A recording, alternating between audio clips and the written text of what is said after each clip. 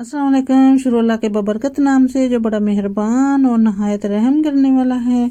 मैं आज मटरों वाले चावल बना रही हूँ, तो आप भी ज़रूर मेरे वाली रेसिपी को फॉलो कीजिएगा और ज़रूर मेरे वाले तरीके से बनाइएगा।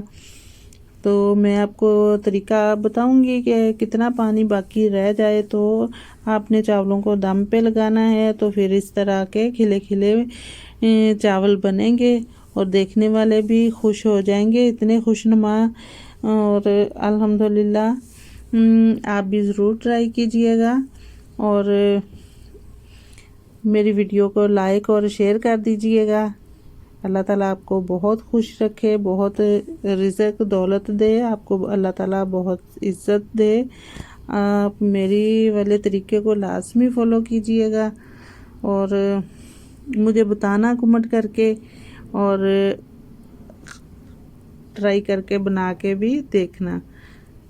तो वीडियो शुरू करने से पहले आपसे दरख्वास्त है कि वो मेरे चैनल को सब्सक्राइब करना ना भूलिएगा। मैंने एक देचकी ली है, उसमें मैंने 1 कप भर के कुकिंग ऑयल का डाल दिया है और ये मैंने इसमें खड़े मसाले डाल दिए हैं, जिसमें ज़ीरा है, तेज़पत्ता है, बादियान के फूल हैं, 2 स्टिक दालचीनी के हैं और 2 बड़ी इलायचियाँ हैं। तो इनको थोड़ा सा करकराने के बाद मैंने एक मीडियम साइज़ का प्याज इसमें कट करके ऐड कर दिया था। तो प्याज को मैं गोल्डन ब्राउन करूँगी। प्याज गोल्डन ब्राउन हो चुका है तो 1 टेबलस्पून भर के मैंने इसमें लहसुन अदरक का पेस्ट ऐड कर दिया है।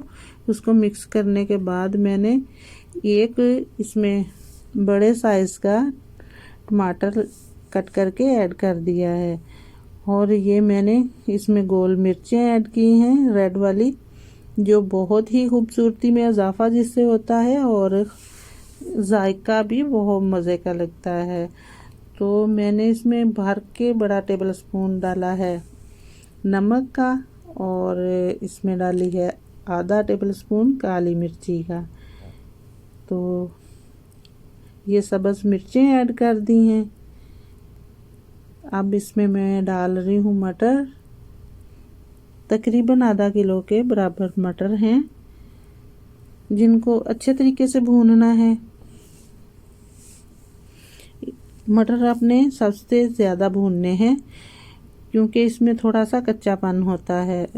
थोड़ा इसको ज़्यादा भूने तो इसमें इसका बहुत ज़्यादा टेस्ट आ जाता है, तो इसको भूनना लाजमी है। इसके बाद मैंने आलू कट करके रखे हुए थे वो ऐड कर दिए हैं और अब इसमें मैं आलूओं को बहुत ज़्यादा भूनने की ज़रूरत नहीं होती। अब इसमें मैं पानी ऐड कर रही हूँ।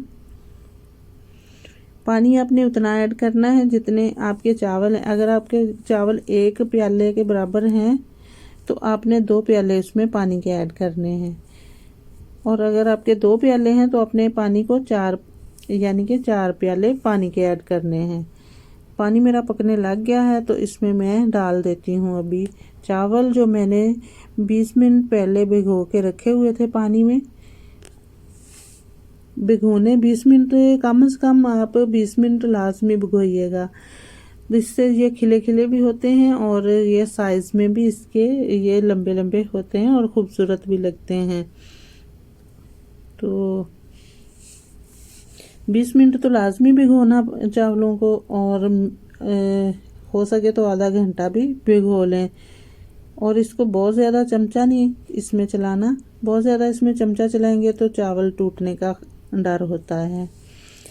तो ये उबलते हुए पानी में मैंने पकते हुए पानी में डाल दिए थे और अभी आपको बताऊं कि दम कब लगाना है। ये देखें, इसको बार बार मैंने इसमें चम्मच नहीं चलाया, बस इतना ही आपको दिखाने के लिए ये देख रही हूँ। ये इतना सा पानी रह जाए, बिल्कुल बहुत ज़्यादा नहीं बहुत कम नहीं, तो ऐसे खिले खिले चावल बनेंगे।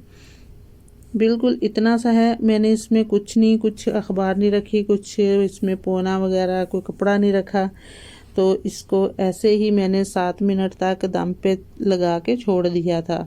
तो अल्हम्दुलिल्लाह देखिएगा बहुत ही मज़े के, बहुत अल्हम्दुलिल्लाह खिले खिले बने हैं। ज़रा भी इसमें वो नहीं है कि आपस में जुड़ रहे हों, या साइज़ में भी अल्हम्दुलिल्लाह बहुत बड़े बड़े चावल नज़र आ रहे हैं। आप भी ज़रूर ट्राई कीजिएगा और मुझे अपनी दुआओं में याद रखिएगा। अल्लाह ताला आपको खुश रखे, आबाद रखे।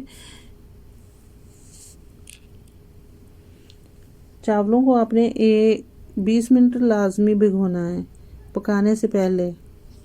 यानी कि अब अगर आप प्याज कट करने लगे हो तो आप सबसे पहले आप इसमें चावल जो हैं वो नाप करके उसको 3-4 पानी धो के अच्छे तरीके से उसके ऊपर जो होता है वाइट वाइट आटा सा वो सारा उतर जाए तो वो उतार लीजिएगा। अल्लाह आपको खुश रखे, आबाद रखे। अल्लाह।